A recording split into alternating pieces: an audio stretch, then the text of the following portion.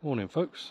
So the dust has settled after that epic fight between Chris Eubank Jr. and Conor Benn on Saturday night. And I, myself, I don't know about anybody else, have been enjoying Eddie Hearn's fall. That smug face, look on his face has been wiped off. All in the build-up. I've never liked Eddie Hearn. I've always thought he was a scumbag. I've been saying for years he's a scumbag. Now, don't get me wrong, he's not alone. All boxing promoters are scumbags. Bob Arum, Don King, Frank Warren, Oscar De La Hoya, every single one of them is a scumbag. It just goes with the territory, unfortunately. Eddie Hearn, since day one, there's just something about him I just don't like. He's smug, he's smarmy, he's full of his own bullshit, he likes to smell of his own farts. And he's just not I don't find him to be a very pleasant character. Now, don't get me wrong, he's successful at what he does. I take nothing away from the guy. He's earned his money, he's made his money, whatever. But in the build-up to the Eubank Benn fight over the last few weeks, I've just found him particularly odious and disgusting. And I'm not a big Chris Eubank Jr. fan. I'm really not. Didn't particularly like him or Conor Benn at all. But just the way Eddie Hearn was taking great pleasure in, Eubank Jr. struggling to make weight and things like that. It's like, you're supposed to be a fucking professional. You're supposed to be, yes, you're backing your man. I totally understand that. And it was like, the language as well. Things like he'd say, oh, well, we can't wait till we knock out Chris Eubank Jr. next week. And it's like, what's all this we shit? You weren't in the fucking ring. So in the build-up to the first and second Bivol Beterbiev fights, he kept talking. Okay, some of it was tongue-in-cheek. I totally understand that, but he kept talking as if he was going to fight Artur Beterbiev. Beterbiev would knock the shit out of you, Eddie. I know you're a big guy, but fuck me, you're not a fighter.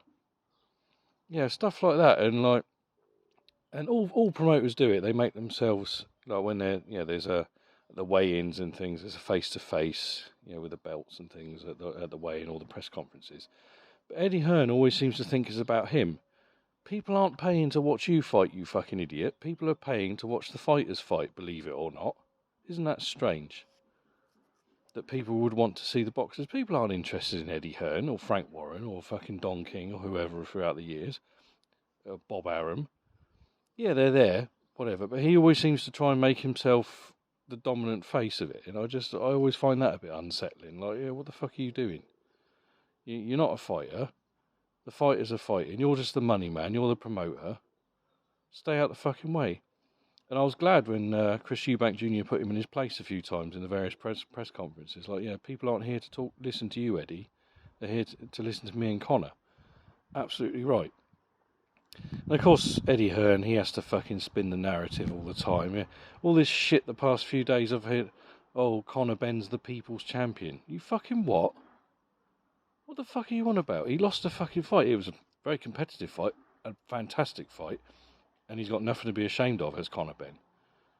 But Chris Eubank Jr. won that, and he won it quite clearly. To those of us who know what the fuck we're looking at, all these fucking morons out there going, oh, it was a robbery, it should have been a draw, it was a robbery. Bullshit. Chris Eubank Jr. won that one clearly. Those of us who know what we're fucking looking at know what we saw, and we know the right man won. But all this, the judges got it wrong. That's Eddie Hearn's middle name now. It always used to be Eddie, I've just spoken to AJ Hearn. Well, because Anthony Joshua's disappeared, and no one seems to give that much of a shit, to be perfectly honest. Because he's finished. Those of us who know what we're looking at, Anthony Joshua is finished. If he came back tomorrow, would he be fucking making money? Of course he would. People would want to see him against Fury or whatever. It would sell. But on the big scheme of things, Anthony Joshua's had his day. He's not what he once was. But anyway, that's for another story. But he was always dick riding Anthony Joshua all the fucking time. And now it's, Conor Benn. It's like he's clinging on to whoever he can get his fucking greasy little fingers round. Conor Benn. He was desperate for Conor Benn to win that the other night. He was desperate. And of course, he didn't go his way, so he has to spin the narrative that Conor Benn somehow is this poor victimised person.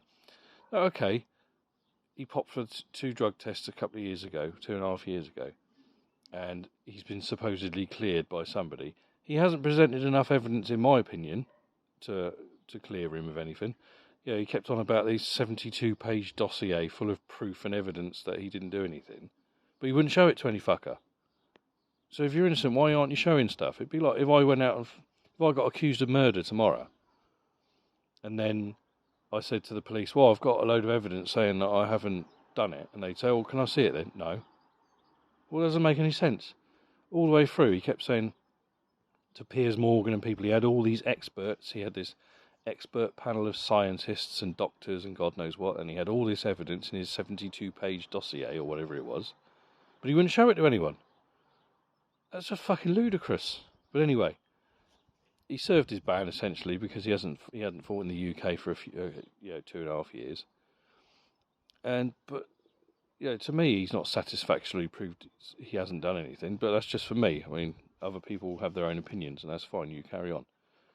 But just because the WBC cleared him, the fucking WBC is one of the most corrupt organisations out there. And I think the British Boxing Board of Control just fucking gave in because he makes money. And they knew it would make money. So they gave in. But anyway, it doesn't matter. The fight happened and it was fucking fantastic. But now Eddie Hearn's trying to spin this narrative that, oh, this poor boy that was victimised. Bullshit. He didn't help himself, Conor Benn, by marching on, screaming and shouting, making himself look like a prick. Rightly or wrongly, whether you think he did it or not, it doesn't matter. The aggressive, nasty fucking business. Everybody else who's ever popped for stuff, Dillian White, Tyson Fury, because don't forget, he popped for fucking drugs years ago. Canelo Alvarez, they keep their fucking heads down and their gobs shut, because they know that's the best thing. Conor Benn drew unnecessary attention to himself, made himself look like a bellend. Fake wannabe gangster that he is. And yeah, it is what it is. But anyway. But no, they're trying to spin it. And the people's champion. What a load of shit. Fucking people's champion. He fucking lost. He lost to the bigger man. Yes, he went to 12 rounds and it was a competitive fight and it was brilliant. And I don't particularly want to see the rematch. Absolutely not. I really don't want to see the rematch because I don't think it's necessary. And if Conor Benn has to try and put himself in an unsafe situation by piling the weight on to come up, or Chris Eubank has to boil himself down again, it's not right. Turkey Al Sheikh's taking fucking credit for Chris Eubank Sr. Oh, fuck off. Fuck off, you fucking scumbag. He's another scumbag I don't particularly like. Turkey Al Sheikh. There's been a few videos. Joe Stunner did one. Paulie Malignaggi did one in recent months. And he's a fucking scumbag. And he fits in very well with boxing because he's a fucking scummy piece of shit. Just like Eddie Hearn, just like Frank Warren, just like all of them. Every single one of them pieces of shit. But no, Eddie Hearn, I was so pleased to see that fucking smug look wiped off his fucking face when Chris Eubank Jr.'s hand was raised on Saturday night. I thought it was fucking brilliant. It's the first thing I watched when I was sitting in my front room watching it on telly. As soon as they announced that Chris Eubank won a unanimous decision, I looked straight at Eddie Hearn's face and he looked like he was going to be sick, and I thought it was brilliant.